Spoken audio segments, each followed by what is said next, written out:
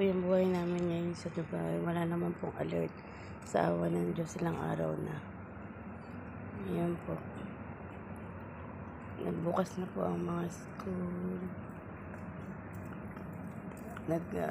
Face to face na po ang mga school ngayon.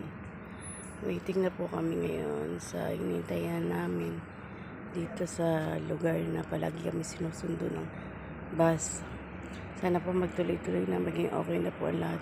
Kaya lang hindi pa rin bumababa ang mga bilihin dito. Ganun pa rin po kataas. Pati po yung mga bayad sa bahay. Kailangan po sa ganitong sitwasyon, kailangan tipid-tipid. Ganun lang po ang ginagawa namin ngayon, tipid-tipid kasi mahal ng bayad sa bahay eh. Sobra. Tingnan niyo po, nag-ooperate na po ang mga bus ngayon.